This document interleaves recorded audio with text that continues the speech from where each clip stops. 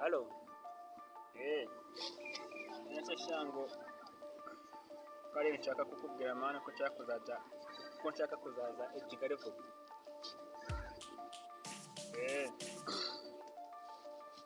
Cyane ni vuba ngaha nyine twe. Nshaka kuzaza i Kigali bitarenze kuwa gatatu. Nta kibazo kuza i Kigali nta kibazo, ibintu byose ni munange. Wowe telefone si yawe se? Niba ari iyawe rero ikibazo gahunda ni iyingiyi ntabwo bisanzwe rwose Kigali. Ari mana icyo cyo ndayitikiye kabisa. Kuza nta kibazo. Saba mbona hari nyine nzamubwira nyine nimba uzaba uhari nanjye nzaza mugereho narebe.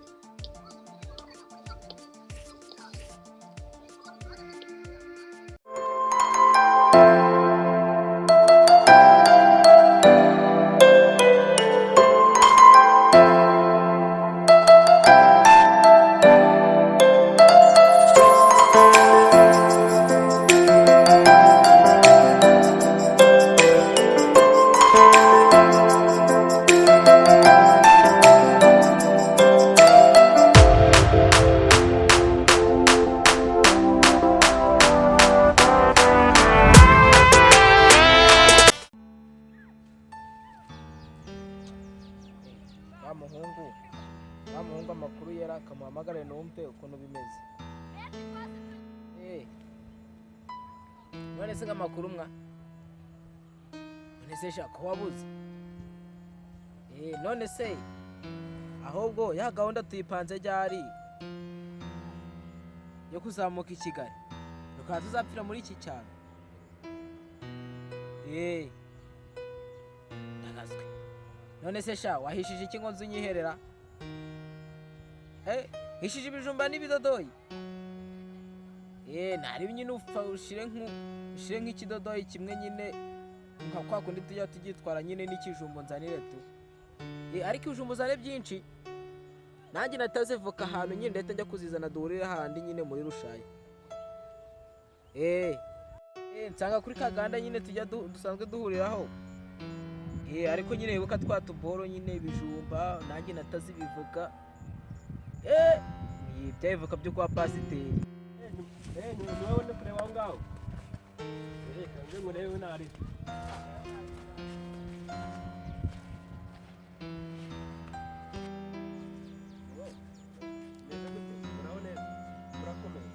Kubona ndakazwi. Dute. Igimane nabirenze mana. Ahubwo twese kono mubane Kigali kono mutermane nene na jihad kugira ngo mbwiye gahunda mane ukuntu twavuganya kuri telefone. Kamubwire Kigali ma. Ahubwo ukoza akantu. Iyo gahunda nabuze ukuntu nanye impanga. Ahubwo dushaka ukuntu twigira i Kigali. Ariko se ntari bagirwa. Bya bijumba babizanye. Mani nashyize mu rugo babaje bagiye kubisarura mu araye ko mu kabande ariko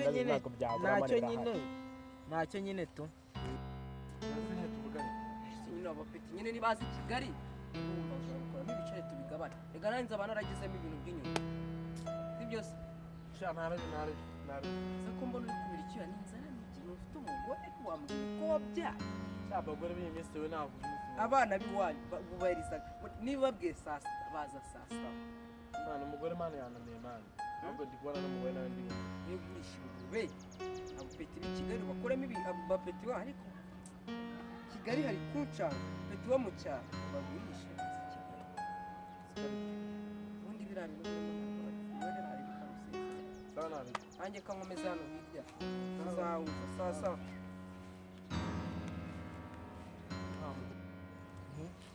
Kigali mfite yo mukuru wa mama. Rero tuzapanga umunsi twigiye Kigali mama. Nkwereke niba ari gucyo bimeze reka tuzajya aho ngaho kwa mushiki wa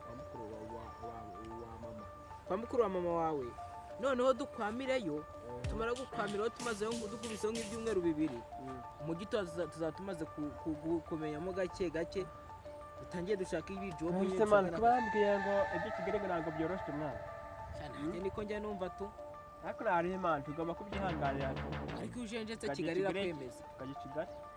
aho ya tugomba kwipanga ibi byaro umuntu abyuka ajya kwahira noneho uzi kujya gucukura ibijumba by'abandi bakawukubita ibuye ry'umutwe Babyiyoresha. Mani nzira kuba mukecuru ataratara ngwino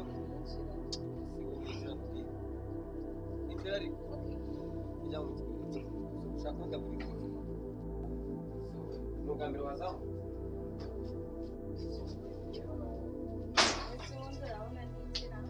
warongowe none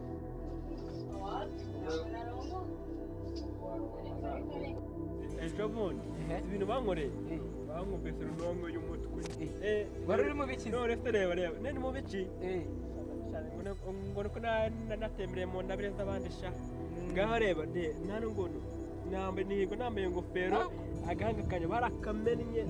nese sha ubundi Ntabwo nzabyihanganira amana. atari byo kuvuga uba ukubise ibuye n'umunabire z'abandi gusa ariko ndabona ukeye mani uzi ko wagira ngo ntabwo uri wa mu cyaro shamani ubanza nawe ufite ibanga kabisa hano mu mudugudu ubanza harimo abantu bari kugushyiramo akantu neza ko nta kazi ugira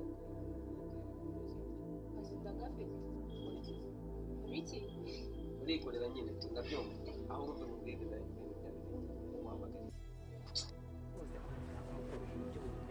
oya man Kigali iraguye man ntanzanira amafaranga njyewe nyarye man wowe si ubwo njye sifite umwana ngomba gutunga man wowe ntaribi mfite umwana se ntabyo wari uzi ariko hari umuhungu bita Gasabo ndimo ndamuhigaye ashobora kuba afite utuntu tw'uturaka kandi yayindangira bigacamo ahubwo we nta hantu wambonera ikiraka ntacyo katuve mu magambo abapeti frere bawe nibaza uzandabura nyine kuri telefoni kore tujya tuvugana tuvugane iki tuvugane ibyo kuvugana urumva twabibona wowe gira ugira fasita ubundi abapeti wahamagara yeze n'abandi ndamanuka i Kigali ariko ndabizi ndagusiga inazi nta nubwo waza i Kigali ndabibona n'ubundi si kurenza abanyamujyi wapi ntabwo mbarenze aho urumva ukuntu bimeze rero nyine ntibyagusezeye ariko ndabona ntabwo mpfuye kugira ngo mbere ko ngiye kugenda nyine nimba uzagaruka nzerera gutya nabi turi kumwe si nzi nyine tuza tuganire nyine natuje ariko si ibintu byawe byose no kwirukanka nawe rero ni vuba basubize Vuba vuba. sinagutinzamo mbese ufite iyihe gahunda mfitiye gahunda ngiye guhitaha hari umuntu ugiye kureba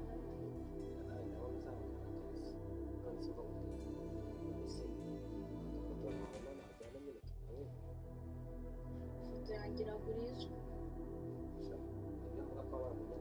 ibintu byose ifoto basigaye iyanjye uwakugura se wowe wenda kugura ifoto oya ntabwo gusa yabona amafaranga nguze wamunganye kuko ndakennye n'amama ngomba kujya i Kigali bajya gushaka amafaranga genda yashake ubu ninyabona nibwo uzanyemera se basi nuyabona nawe ugahita ahinduka se gute nkaba inzobe se nkawe ukanabyibuhe reka reba uko angana imana iyi tayi niyo sawa se ushaka ko mbyibuha nawe ukabyibuha ngo ukaringanira nyine mu rugero nanjye nayo ifite garafureri ahubwo ukamukoringe numve kwa aho ngaho tuzajya nyine uzajya n'ibyanga nanjye nzahita ncumokera kwa garafureri Naribe mukoringa wumve ko akubwira. alo meze bite se garafureri amakuru y'iminsi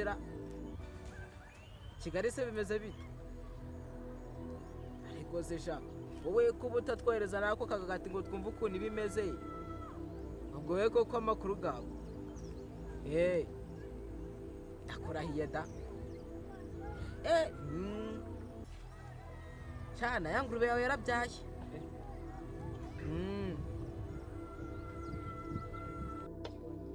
nuko bimbwiye ko ninabyuhubwo nanjye nzava mu kibuga nyine uzaca agashyi ariko nyine mbwira igicuna kubaza ahantu ugiye ukurumva nabi murisha uyu mwana uzamuyore dore ngiye kumucika nanjye uribuka Ntabwo ese cyagiye ngenda nayo naragiye norotse mbese aricyo bagutwaye biki hano mani mu cyaro reka bari simbona se kacuka umukecuru wowe nakubaza arabizi ko we tuganira azakubaza rero ntabwo nabimuzi ushatse wagiye kumubwira ahubwo reka wereke ntacyo uzamubwire ko niwe uzamubwira aho nagiye nta kibazo uzamubwire ko nagiye kwa garafurere nyine Kigali ariko nawe uzitondekeye hano hantu tubona ntabwo mwizera kuki okay sawa reka ngushake abo siko mpamvu wanjye wajya ufite gahunda nyine ndayifite hari aho ngiye cyo tugiye tutanaganiriye neza nyine kwa kundi ibyo birahagije kwa kundi warangatiye se twari ako sha wazanye n'amabuno ubundi nkubaze waje i Kigali mwana ngakwereka uburyo ibintu bimeze i Kigali ko twebwe twaryohewe nuba byumva se ahubwo ndebera ukuntu izo ngurube zanjye nshakira umukiriya zose uzingurishirize nuko bimeze zigurishirize oya nyine naribi uwo mupeti nawe niba mwarabipanze mushaka kuza i Kigali mwebwe nyine muzabinyuzeho mbere ku kuntu bigenda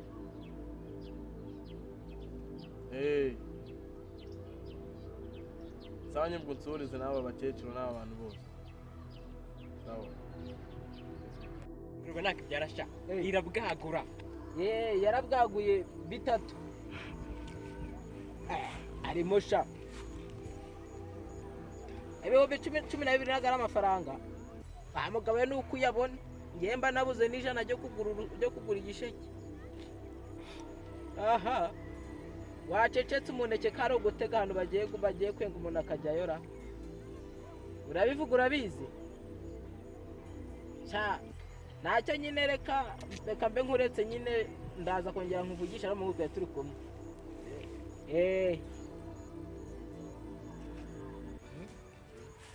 ariko ari ibintu byihuta akome ni ibintu bigenda gato nyine ahubwo reka nkucike reka dutandukanye nyine tuzasubira ejo bundi ubwo turi kubinoza nawe jya wari ugiye nanjye nkomeze ariko nizere ko uri gupanga n'udufaranga ni ko ushaka cyane mbaye ndakuzajya Kigali mwana yego rata ntare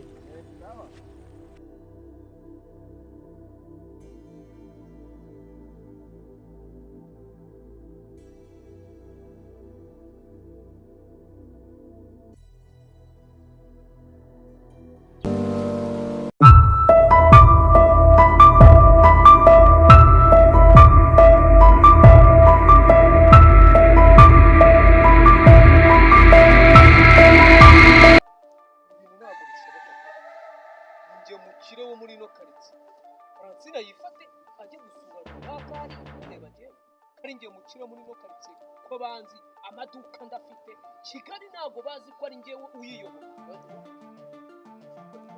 ababitesha makuru wamenye amakuru wabo yango muni yifate uriya mukobwa nta kintu namuhaye buri kintu ariko ntabwo yigeze yumva ko njyewe ubwanjye yankoze mu mutwe cyane dufite umukira Kigali yose ngiye ndayiyoboye nuko kamwereke maboneka